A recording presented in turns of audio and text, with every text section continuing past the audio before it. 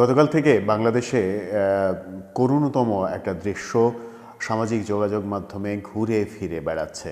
কখনো 1 মিনিট 46 সেকেন্ডের ভিডিও হয়ে, কখনো স্টিল ছবি হয়ে, কখনো গণমাধ্যমের খবর হয়ে। একজন বৃদ্ধ মানুষকে জুতার মালা পরিয়ে তাকে গ্রামে ঘোরানো হচ্ছে। সমস্ত গ্রাম ঘোরানোর পরে সবার কাছে মাপ চাওয়ানো হচ্ছে এবং গ্রাম থেকে বের করে দেয়া হচ্ছে। এই বৃদ্ধ মানুষ সাধারণ কোনো মানুষ নন। তিনি ৭১-এর মহান বীর যোদ্ধা এবং বীর প্রতীক খেতাবপ্রাপ্ত যোদ্ধা। তাকে জুতার মালা পরিয়ে গ্রাম থেকে বের করে দেয়া হয়েছে। এর চাইতে নির্মম ঘটনা ডিসেম্বর মাসে আর ঘটতে পারে না। কি ঘটলো, কি শেষ পর্যন্ত হলো, সেই আলোচনায় এই ভিডিওতে করব। দর্শক থাকবেন এই করুণ গল্পের ভিডিওতে।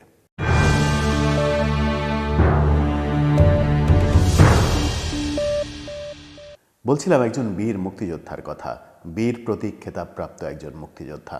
বীর প্রতীক খেতাবপ্রাপ্ত মুক্তিযোদ্ধা কজন বেঁচে আছেন এখন বাংলাদেশে?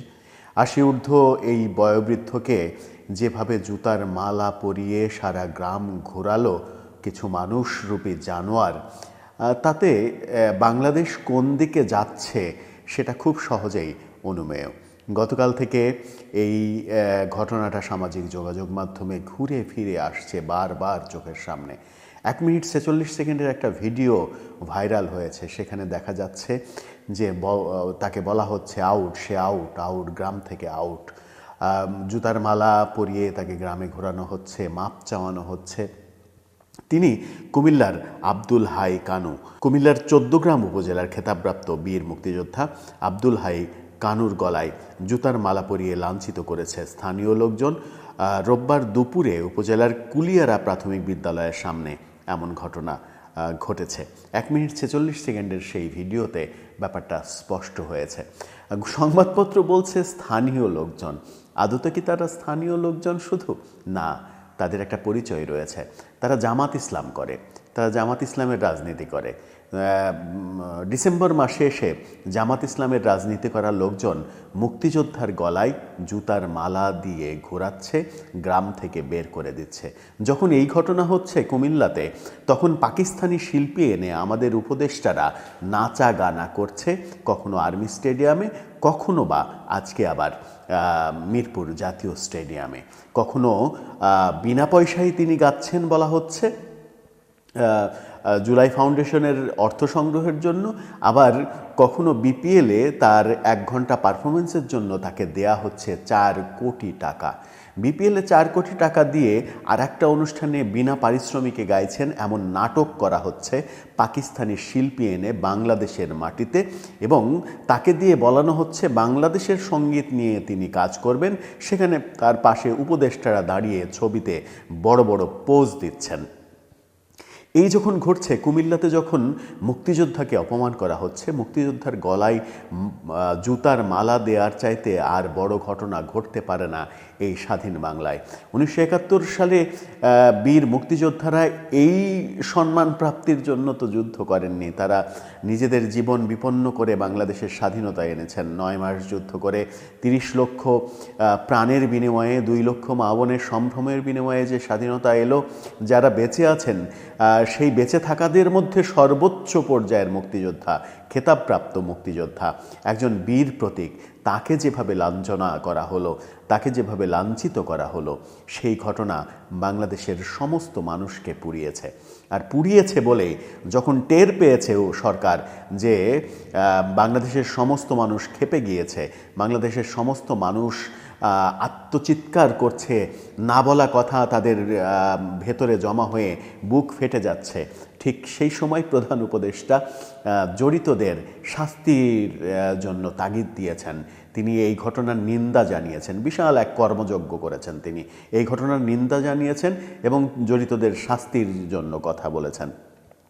প্রধান উপদেষ্টাকে বলতে হবে কেন জড়িতদের শাস্তির কথা? কালকে দুপুরে এই ঘটনা সামাজিক যোগাযোগ মাধ্যমে এসেছে। কালকে দুপুর থেকে আজকে দিন পেরিয়ে যাচ্ছে, আমরা কি শুনেছি এই অপরাধীরা অ্যারেস্ট হয়েছে, তাদেরকে অ্যারেস্ট করা হয়েছে। একজন মুক্তিযোদ্ধাকে লাঞ্ছিত করা মানে বাংলাদেশকে লাঞ্ছিত করা, একজন বীর প্রতীককে লাঞ্ছিত করা মানে বাংলাদেশের পতাকাকে লাঞ্ছিত করা, রাষ্ট্রদ্রোহিতার মতো কাজ করা। সেই কাজের জন্য তাদেরকে কি গ্রেপ্তার করা হয়েছে, তাদের আইনের আওতায় আনা হয়েছে? প্রধান উপদেষ্টা বলছেন আইনের আওতায় আনা হবে। কবে, কোথায়, কখন, কিভাবে, কে আইনের আওতায় আনবেন? আপনি একটা বিবৃতি দিয়েই খালাস, অথচ বাংলার মানুষ ডুকরে কাঁদছে। এই জামাত কর্মীরা প্রকাশ্যে যে কাজ করলো, জামাতের সঙ্গে সখ্যতা থাকা এই সরকার চুপচাপ শুধুমাত্র সেই সার্কাস দেখছে। এখন পর্যন্ত তাদেরকে অ্যারেস্ট করা হয়নি। এদিকে জামাত বিবৃতি দিয়ে 2 জনকে বহিষ্কার করেছে। স্থানীয় জামাতের আমির হাস্যকরভাবে যেটা বলেছেন যে এই কানু সাহেব, আব্দুল হাই কানু, তিনি নাকি 9টা হত্যা মামলার আসামি। 80 বছরের বৃদ্ধ, তাকে 9টা হত্যা মামলার আসামি করা হয়েছে এই 5 আগস্ট পরবর্তী সময়ে। তিনি বলেছেন যে পুলিশের কাজ তাকে গ্রেপ্তার করা, পুলিশের কাজ পুলিশ করবে, আইন হাতে নেওয়া জামাত ইসলাম পছন্দ করে না, আইন হাতে নেওয়া পছন্দ করে না, তাই তাদেরকে বহিষ্কার করা হলো। তো জামাত থেকে বহিষ্কার করে আপনি কি করবেন? কোন নাটক সাজাবেন নতুন করে? এটা বোঝাবেন যে জামাত মুক্তিযুদ্ধের পক্ষের শক্তি, জামাত তাই মুক্তিযুদ্ধের অপমানকে সহ্য করতে পারছে না, যে বিবৃতি তারা দিয়েছে এটাই কি প্রমাণ করতে চাচ্ছেন?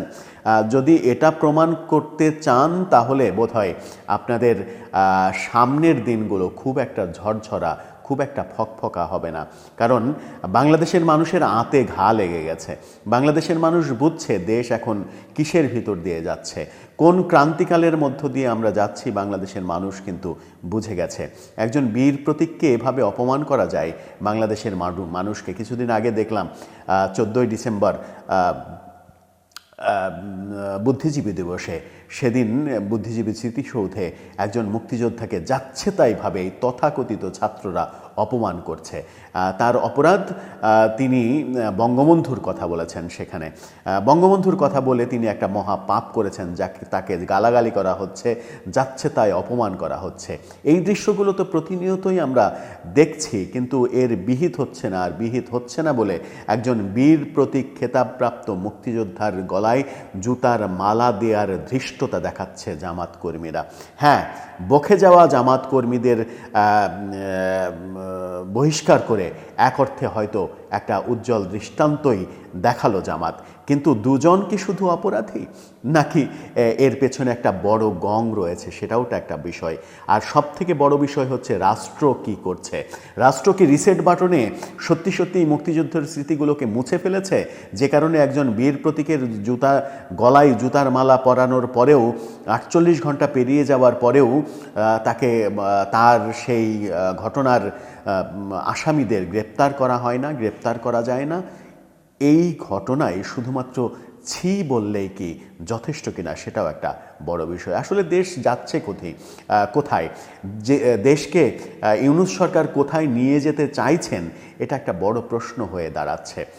এই প্রশ্ন দর্শক আপনাদের কাছেও, আপনারাও জানাতে পারেন দেশ আসলে কোন দিকে যাচ্ছে, যেখানে অবলীলায় মুক্তিযুদ্ধের গলায় জুতার মালা দিয়ে বিবৃতি দেওয়া হয় তিনি 9টা হত্যা মামলার আসামি, তাকে পুলিশ অ্যারেস্ট করছে না বলে এই কাজ করেছে। পক্ষান্তরে বিবৃতির অর্থটা এটাই দাঁড়ায় যে পুলিশ তাকে গ্রেপ্তার করছে না, এই কারণে তার গলায় জুতার মালা দিয়ে গ্রাম থেকে বের করে দিয়েছে সচেতন জামাত কর্মীরা।